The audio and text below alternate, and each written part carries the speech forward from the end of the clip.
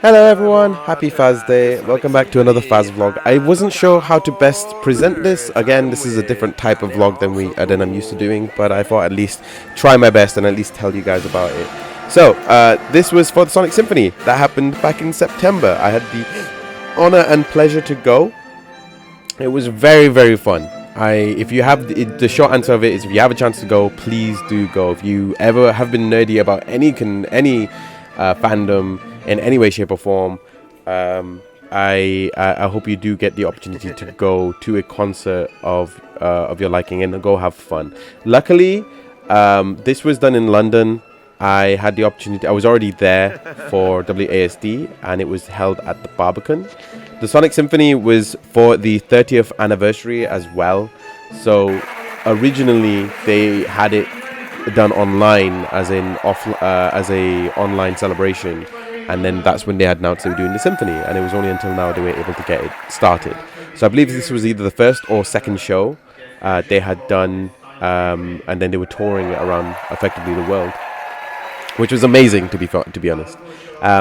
So the first part of the show was made up of Mega Drive and Genesis and Game Gear and CD soundtracks from all over the shop. So you had Sonic 1, 2 medley, Sonic 3 medleys, then you had the Tiny Child Garden as like a little side intermission. You also had the Sonic CD soundtracks, and you had Sonic Scout, which was really, it was a nice touch, admittedly. And to be fair, I was screaming when we saw the Chowers live for the first time.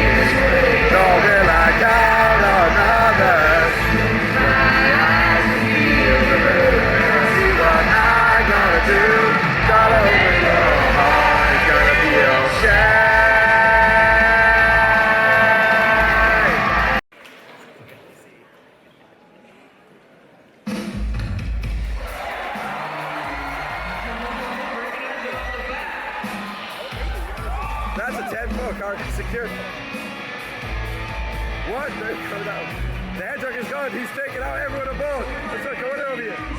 What in the world? Free.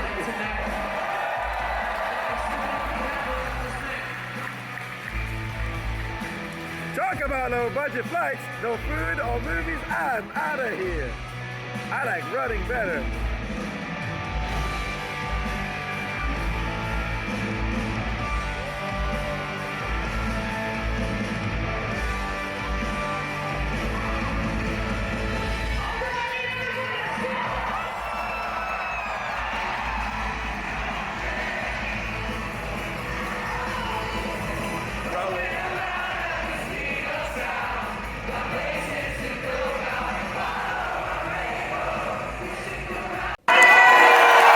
Then the second part of the symphony was made up of when John Sonoa comes on stage.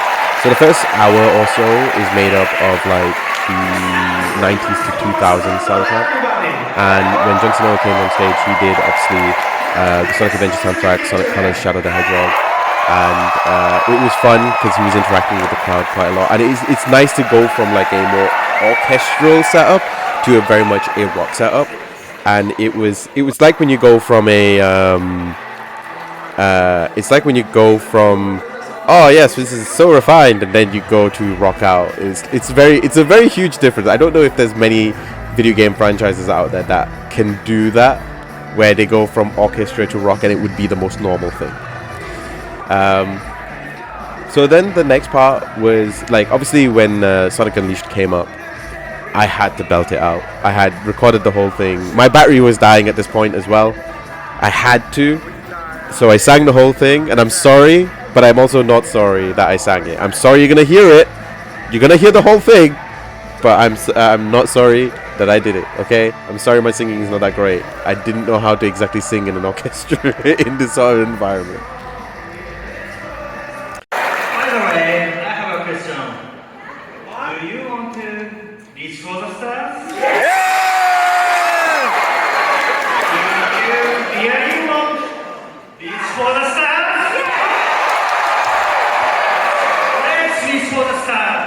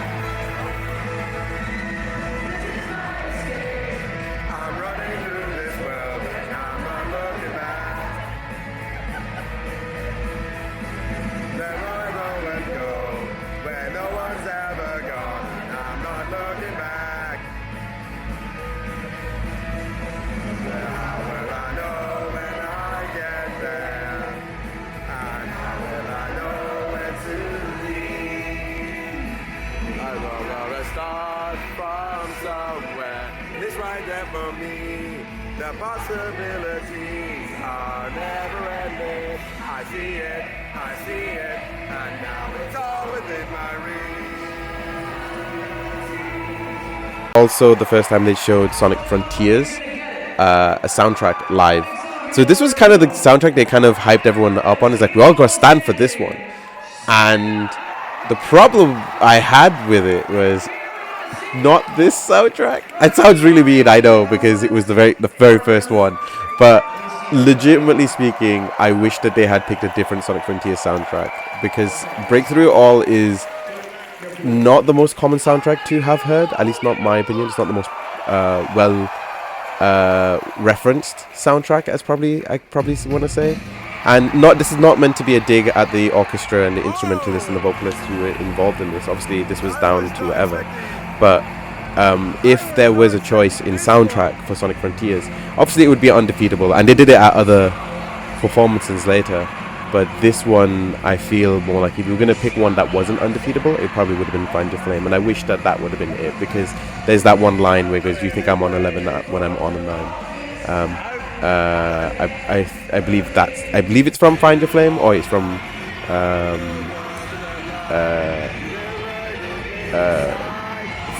Breakthrough All, I think it is. So it was one of those two.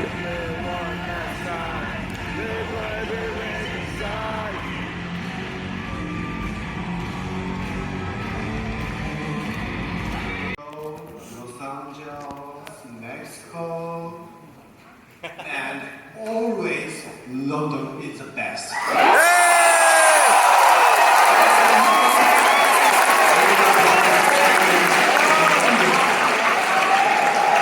Thank you so much. So we're going to introduce a brand new song called Superstars? Like a Sonic Superstars. That's a game that's coming up next month, right? It's a new game. Wait, Sonic Superstars? I think it's a new song. That's not Live and Learn. One and only K-Logs. Here this team arranged for this symphony version. So Wait, so you are saying that they will get a world premiere? Jimmy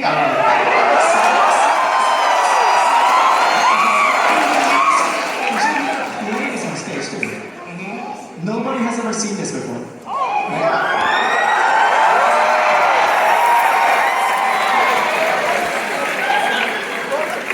this is the reason why we are here in London. Jimmy the superstar. Let's go, guys. One of the other things that they had done during the event. So this was actually the first time they showed Sonic Superstars as a soundtrack. I think up until this point they had showed the animation, but I don't think they properly revealed it in terms of full soundtrack. This was the very first time they had done it live. So this was the live rendition of it, and it played to music that was in-game as well as the opening animation, which hadn't been done before. Admittedly, it's a great game now, obviously in retrospect, but it's one of those games where it's when you're listening to it, it's the first time you don't know how to feel about it, because you don't know if it's going to represent something good or bad. I don't know if anyone else felt the same way, but that's how I was. And then this was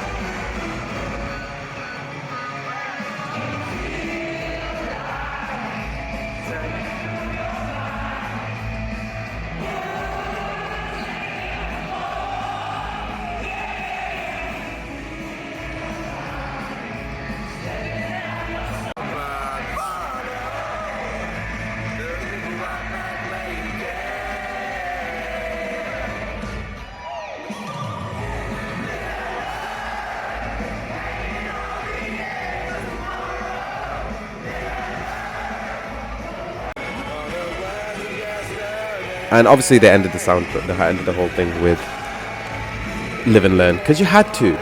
There's never gonna be a Sonic Symphony where they don't end it with Live and Learn, because it's like the soundtrack for Sonic the Hedgehog. It's like a good in-between soundtrack, and everybody was belting that one. I don't know if you guys noticed it, but if you ever look at the front, towards the front of the orchestra, you could see like a bunch of people just like having a rave on their own.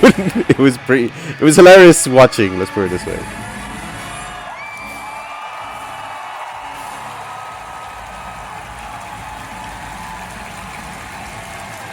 Very loud!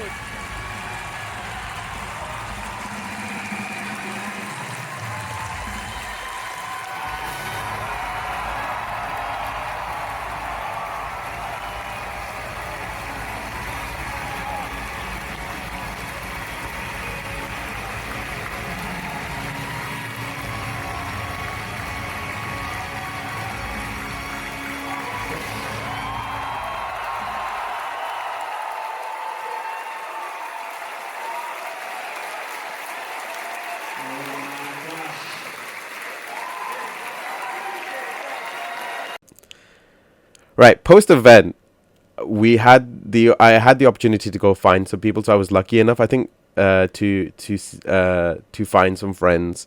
But the biggest one was Persona Spain. I haven't met them. We've been talking throughout pandemic era, through the Sega streams, and they are huge Persona fans. And I have been wanting to meet them for a good while. So a huge thank you to them for flagging me down, because they actually remembered to flag me down. It was very much a struggle, because there were so many people I had known or had met during that period, or not knowing what to do. On top of that, it was very warm, so it wasn't exactly the most like your first thought is not always going to be on seeing people. And then they encouraged me to go meet Tomoyo Otani. I don't know why I forgot that he was there. Tomoyo Otani was on stage, and that was his first time he was doing performances as well. And then Jun Senoue, which will be my third time meeting him.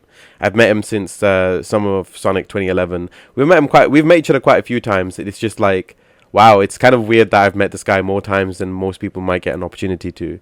And the other one was, I believe his name is Shota Nakama. He was the producer of Sonic Symphony, the Sonic Symphony tour. So he handled most of the set list.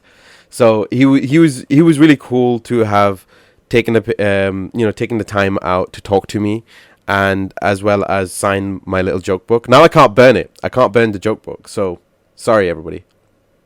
So I hope you guys enjoyed this vlog. I hope you do appreciate it. If you like what you've seen, or you want to let me know what your favorite moments, if you happen to go to it, go to the tour, let me know what you guys thought. Until then, stay safe, drink some water, and as always, and remember, you guys have a very wonderful and happy fast day. Bye, everyone.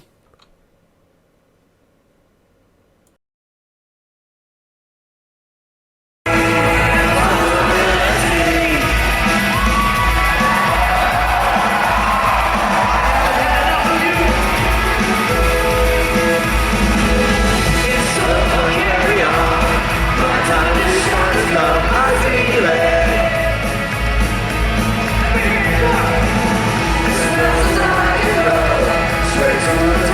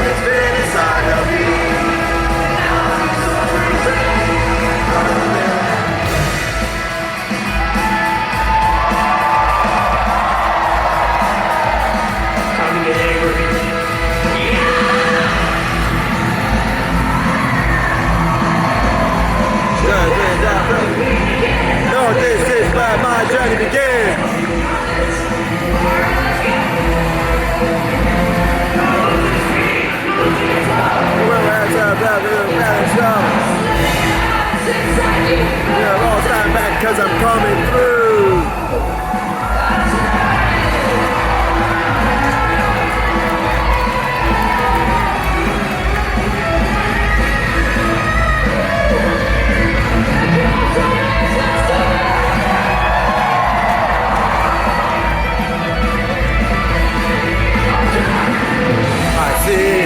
I see it, and now it's all within my reach.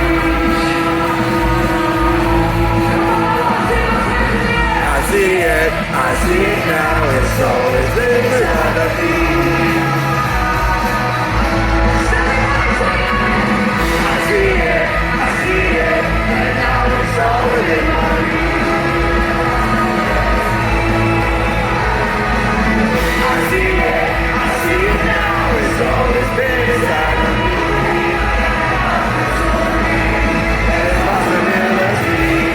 The possibility.